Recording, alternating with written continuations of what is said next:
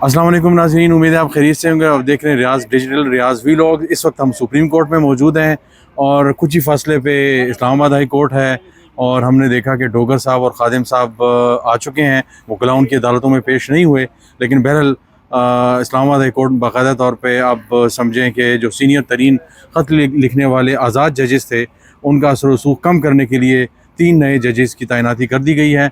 और supreme court में military courts का जो केस है वो भी इस वक्त जारी है। मुख्तलिफ दलाइल जारी हैं, सिविलियन का कोर्ट मार्शल हो सकता है या नहीं हो सकता, सारे मामलात। तो पूरा एक जुडिशल क्राइसिस इस वक्त इस्लामाबाद में चल रहा है और जिसके पूरे मुल्क पे असरात हैं। तो आज हम मौजूद हैं सुहेल रशीद साहब। एज़ यूजुअल हम आप अक्सर इनको वीडियोज़ में देखते होंगे। बड़ी बारीक बीनी से और करीजी से कोर्ट के मामलात को देखते हैं और इन केसेस को रिपोर्ट भी करते हैं। तो इनसे गपशप करते हैं। सुहेल साहब, आपको बहुत बहुत शुक्रिया। सुहेल साहब, ये बताइएगा कि आप समझते हैं कि मुल्क भर में जो अदलिया को क्या कहते हैं कंट्रोल करने वाला, फतह करने वाला सिलसिला था वो मुकम्मल हो गया है या कोई कमी बेशी रह गई है? देखिए, मेरा ख्याल है अगर जो कमी बेशी रह गई होगी तो वो जब उसकी ज़रूरत महसूस होगी तो कर लिया जाएगा। अच्छा, क्योंकि नीड बेस चल रहे हैं ना। अच्छा, नीड जहाँ बेस, जहाँ नीड बेस, ठीक है। जहाँ पे फंसे वहाँ कानून बदल दिया, जहाँ पे फंसे वहाँ आइन बदल दिया, जहाँ पे फंसे वहाँ जज बदल दिया, जहाँ पे फंसे वहाँ चीफ जस्टिस जो लाइन में लगा हुआ उसको उठा के दूसरे को आगे कर दिया। तो ये सिलसिला तो चल रहा है। माइक्रो मैनेजमेंट पे खड़ा ये सिस्टम है, ये सिस्टम खुद मानता है, ये हुकूमत खुद मानती है। उसके वज़रा टॉक शोज़ में बैठ के मानते हैं। तो मैं और आप अगर इस पे ऐसे किए तो कोई पीका लगाए तो लगाए भाई। खुद मानते हैं ये कि ये ऐसा हम कर रहे हैं। उसको अपनी फतह भी गर्दानते हैं, उसको ऐलानिया करते हैं। पोशीदा करते होते तो शायद हम भी कहते कि यार पर्दा हो।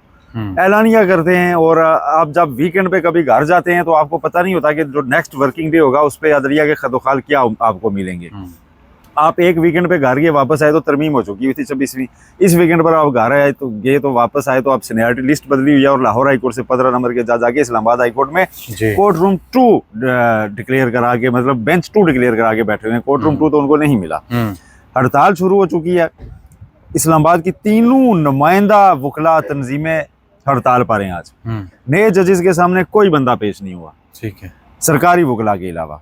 अब इसको कोई बहरान अगर ना भी कहे तो एक ऐसा इस्तराब ज़रूर है जो मेरा ख्याल है अपने सामने ला खड़ा किया है गवर्नमेंट ने।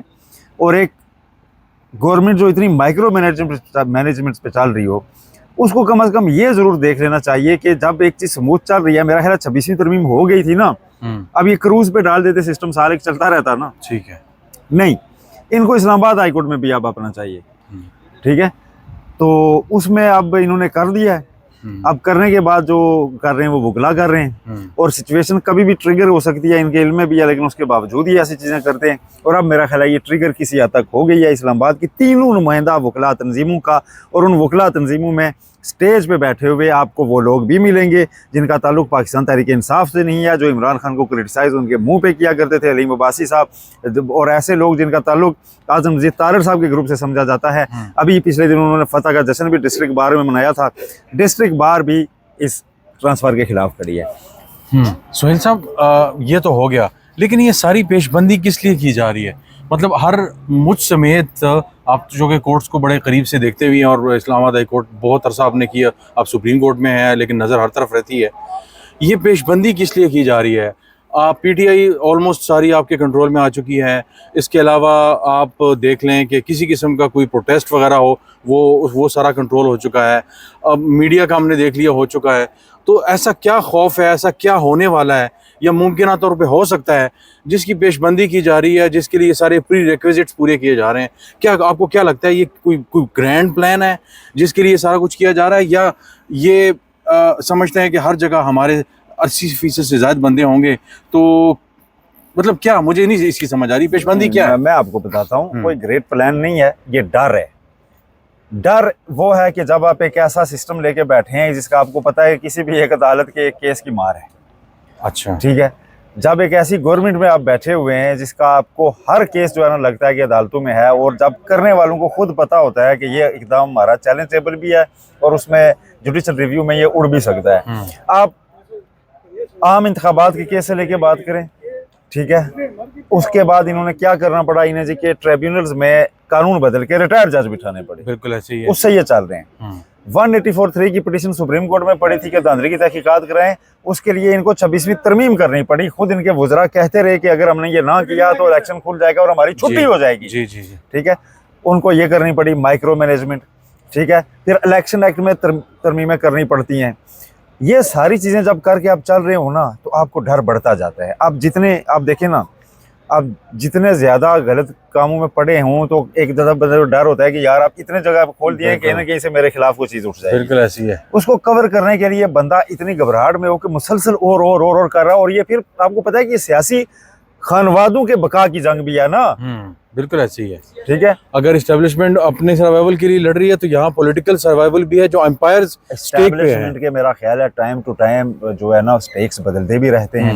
एस्टेब्लिशमेंट का स्टेक पे कुछ भी नहीं होता, एस्टेब्लिशमेंट ने रहना होता है। आप मुझे बताएं, आज इमरान खान की गवर्नमेंट पूरी 2/3 अक्सरियत लेके दोबारा इलेक्शन हो जाए, गवर्नमेंट टॉपल हो जाए, आ जाए, तो क्या एस्टेब्लिशमेंट खत्म हो जाएगी? एस्टेब्लिशमेंट हकीकत है अपनी जगह रहेगी।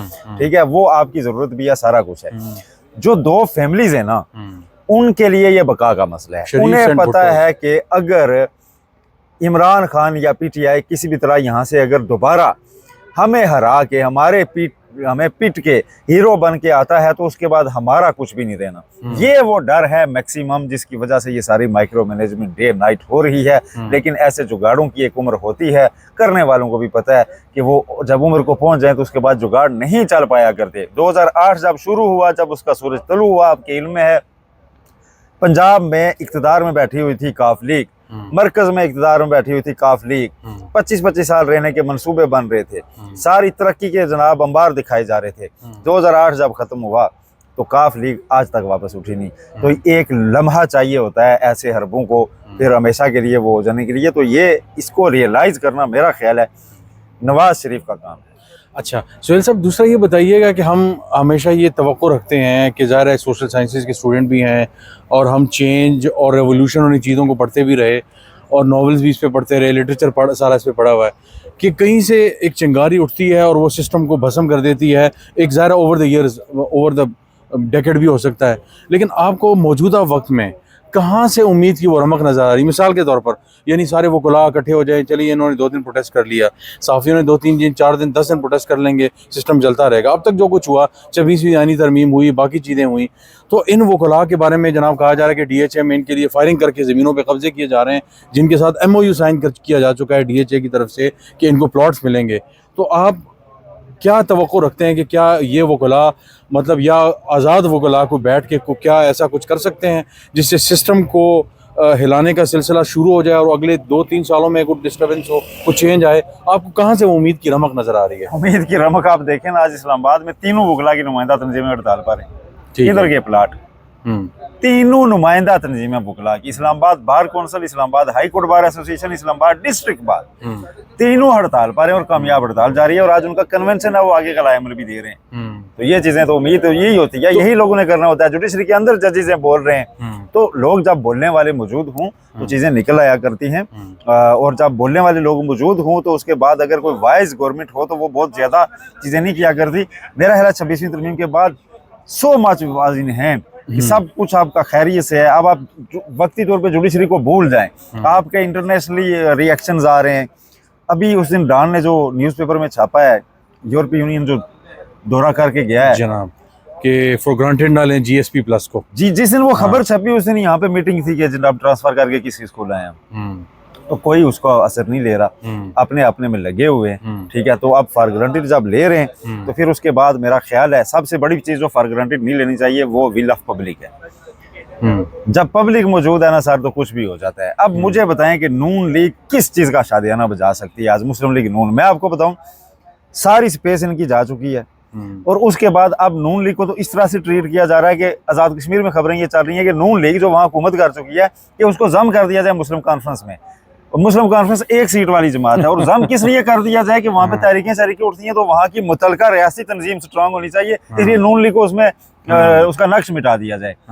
और नून लीग को ये भी करना पड़ेगा अगर हुक्म हुआ तो फिर इस तरह की यार बैठे हुए हैं। नहीं, ये बड़ा परेशान करो, हैरान कौन है उसकी वजह ये मोहब्बत में और कितने कर्ज उतारेंगे। हाँ नहीं, मुझे मेरे लिए हैरानी की बात सुहेल ये है, पिछले कई दिनों से बहुत सी चीज़ें हम वीकेंड पे भी डिस्कस करते रहे कि सदर ज़रदारी के हवाले से भी चीज़ें कुछ ज़्यादा जो है वो वो नहीं है, कुछ इंटरनल जो है रिफ्ट सी इदारों की चल रही हैं, बड़े इदारों की, ताकतवर इदारों की, और ये सारा सिलसिला है। लेकिन आपको क्या लगता है कि ये अगर सर्वाइवल की जंग है भी, तो क्या नून लीग और पीपल्स पार्टी, ये तो पीटीआई की निस्बत बहुत मंझी हुई पार्टियां हैं। राना सनाउल्लाह जैसे लोग, बड़े जैसे लोग, आप इनको मुनाफिक कह लें, गलत जो कुछ कह लें, लेकिन एक राइटिंग ऑन द वॉल भी होती है।